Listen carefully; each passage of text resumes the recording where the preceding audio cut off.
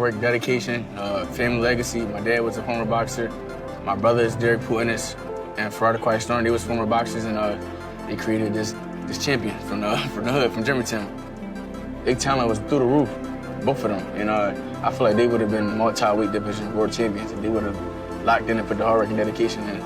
That's another thing that motivated me. Like, I see how far my brothers got without the hard work and dedication. So imagine what I can do with the hard work and dedication, and then me and my brothers being together, and then I got both their styles and my dad's style mixed in one. I feel like we're gonna take it to the roof. It's very special to be collecting 2 belts, the WBA and Ring Magazine, and I think the last person that held the lineal title or Ring Magazine belt was Floyd, Bud, I think Sugar Ray Leonard, you know, and to have my name up there with those guys, I feel like that stamped my name, you know, in the welterweight division. Once I grab these belts, I'm just going to throw them around my dad, because my dad been around this game for a very long time, and I feel like he deserves his flowers. Open under right there. Open under with that same hand right there. Yeah, turn it. Turn your hip with it. Do it again. Go take your hip with it. Some fights in boxing are not just built on rankings, titles, or mandatory obligations that simply move fighters along a career path in a straight line, but instead they are created through something far more intense and emotional, long building tension, growing anticipation, and a sense of inevitability that slowly develops over time until it finally explodes into reality inside the ring on fight night. That's it. Do it again. Come back with the hook. Nice, nice, nice. One of the top fighters. I think he's one of the best in that weight. That's what I think. I'm not gonna lie to you. I think he's better than Russell. That's when you're gonna see Bruce go to. He might have to go to another level. They ain't see that high level yet. Boom, blah, blah, blah. Yeah. Soon as I stop him, I'm gonna throw that real quick. Shit. I think Bruce got in the habit of, you know what I mean, knocking everybody out. You know what I mean? Then you forget, yo, what got you there? That jab, use that jab, and move. You know what I mean? He was doing it though, but he wasn't doing it like he normally do. You seen some of his fights, and you know what I'm talking about. He got so, I think, hung up on knocking, you know, guys out. And then he found out you can't punch. He don't care about you touching. You know what I mean? But I want to get away from that. You know what I mean? April 12th, work time, late night run. That is exactly the atmosphere surrounding Jaron Ennis as he prepares for his highly anticipated clash with Xander Zayas, a matchup that carries far more weight than a typical fight on a schedule. While some fans see it as just another step forward in a promising career, others view it as a defining moment that could shape how the entire boxing world evaluates his future at the highest level of the sport. Undisputed champ, you know, at the welterweight division, and I feel like I can't leave without fighting for a world title. Even though I'm the IBF champ, I never fought for the world title. It was given to me. I feel like I just had to overcome a lot of things and just be patient, you know, just be patient, and my time will come, and my time is here, and I'm going, you know, make all of it. I mean, when you Jaron Ennis, they criticize everything I do. It don't matter. It don't matter what I do. I can go the distance and beat a guy 12-0. Oh, he should have knocked him out. When I knock somebody out, oh, we don't know if he got a chin. They say I get hit too much. I get hit a couple of times. Like, it's with me, it don't matter. I feel like they always gonna find something to pick at, and at the end of the day, I do this for me, and I know I'm the best in the world, and I'm just gonna continue. Continues and the fight date approaches its final stretch. The energy around this matchup continues to build with every passing day. With only weeks remaining until June 27th, discussions, predictions, and debates among fans, analysts, and boxing communities are becoming louder and more intense, each side trying to justify why their chosen fighter will come out on top.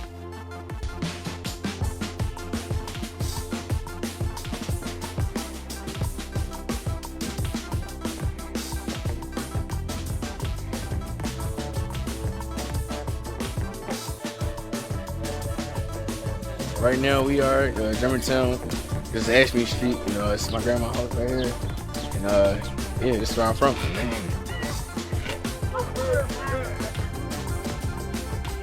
When you hear Philly, first thing you think of is cheesesteaks and bikes. You know, that's what Philly kind of like known for. We Germantown Avenue. We all around the city. Real right, y'all. Where the dice at? Where the dice at? They never had a big fight here in I don't know how long, you know, since back in the day. I feel like me being the first big fight here is gonna be wonderful. And I think that's what the city needs.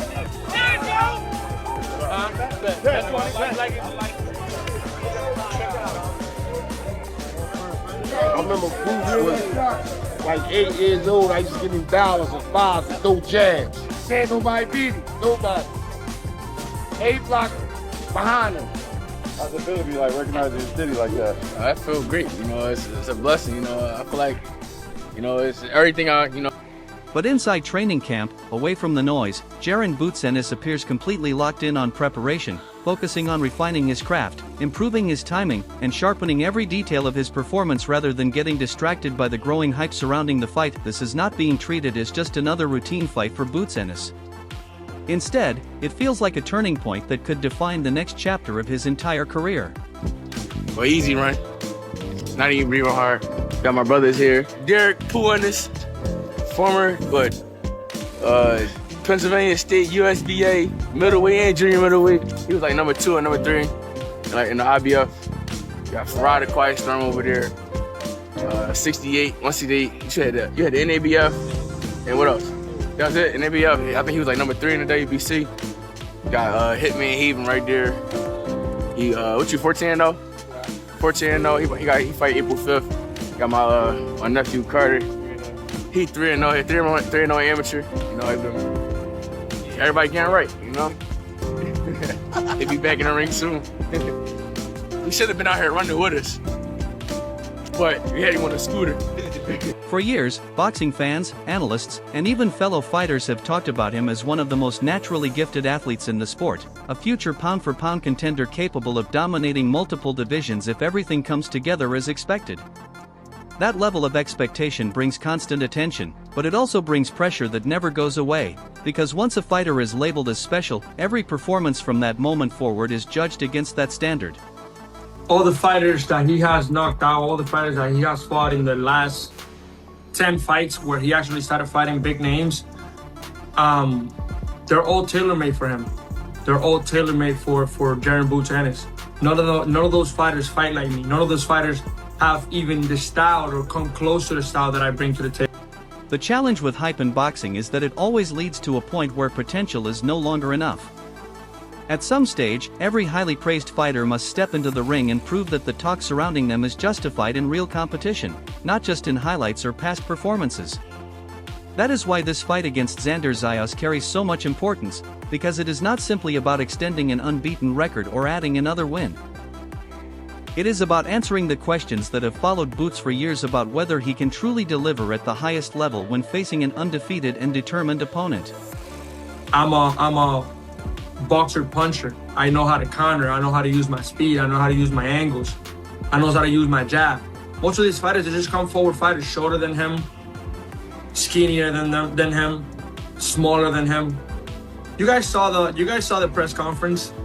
There's no advantage here. We're both the same height. I'm a bit taller than him, definitely bigger than him, and a fighter that is as athletic as he is. So he has never experienced something like this, and come June 27th, I will show it.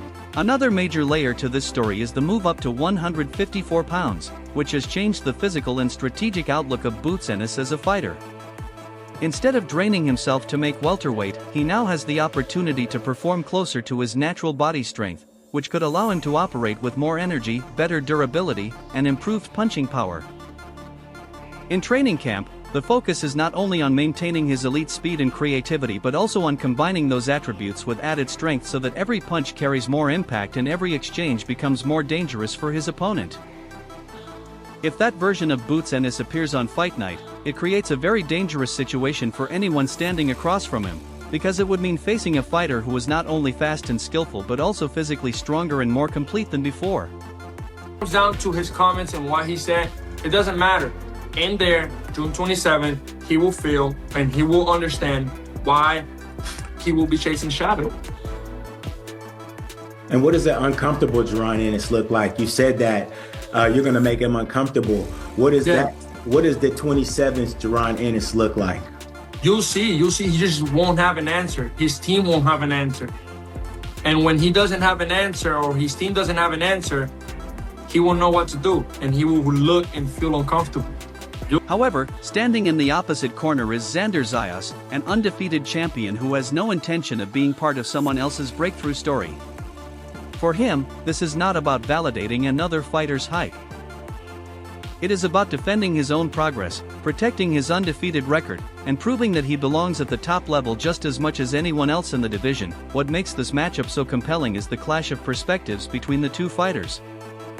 I feel like from a talent standpoint, and he is talented as well. Xander has a really boxing high IQ. He does. And you can tell not only in the ring, but you can tell outside, even when he does commentary. You know, he's an extremely smart kid, or young man, I should say. But at 23, 2 belts, and you want to face that guy?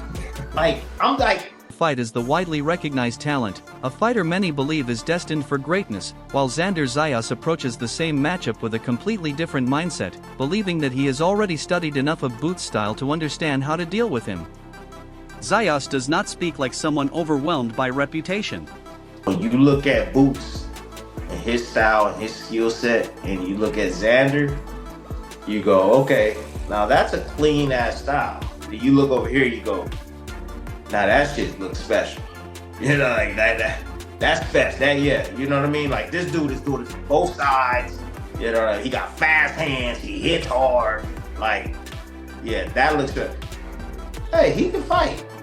Yeah, Xander, he can fight, yo. He look good. Hey, you know, yo, he learning, he getting better. Oh, he's technical.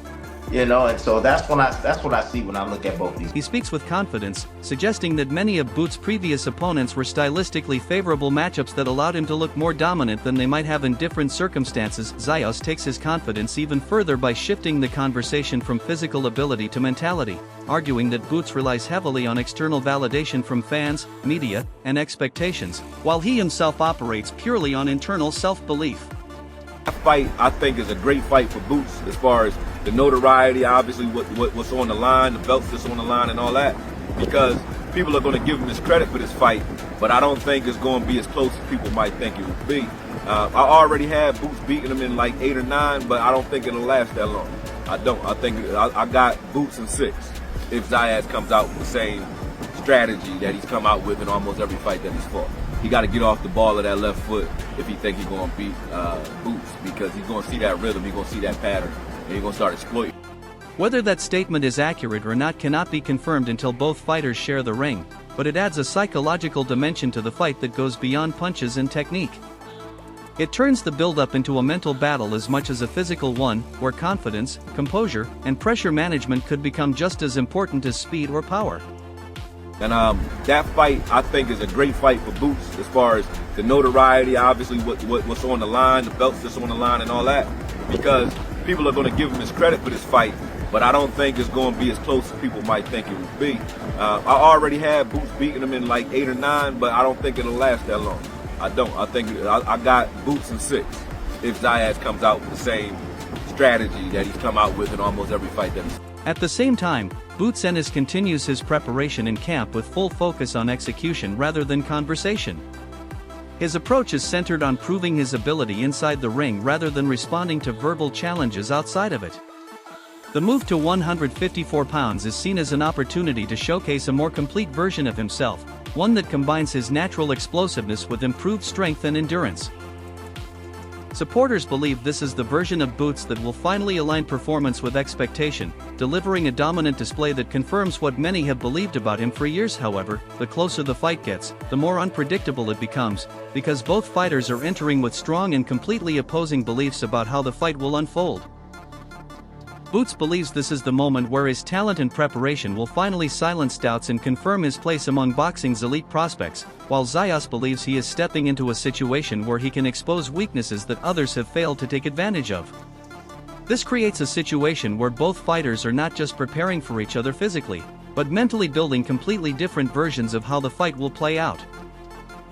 This debate has also been shaped by experienced voices in boxing who remind fans that confidence alone is not enough to win at the highest level.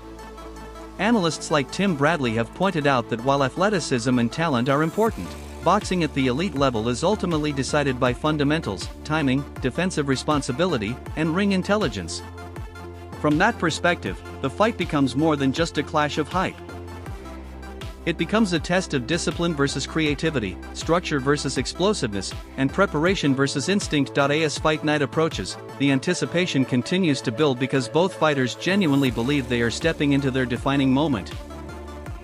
Xander Zayas believes he is ready to shock the world and prove that he is more than just an underdog in someone else's story, while Boots Ennis believes he is about to confirm everything that has been said about him for years by delivering a performance that matches his reputation.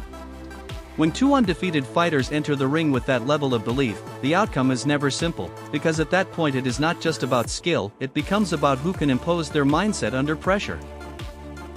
At the end of the day, all the predictions, interviews, analysis, and debates will lose meaning the moment the first bell rings and the fight becomes real. In that environment, reputation no longer matters, potential no longer matters, and past performances no longer matter. Only execution under pressure decides the outcome. Both Boots Ennis and Xander Zayas are stepping into this fight believing they are destined to win, but only one will leave with their narrative confirmed, while the other will be forced to reassess everything they believed.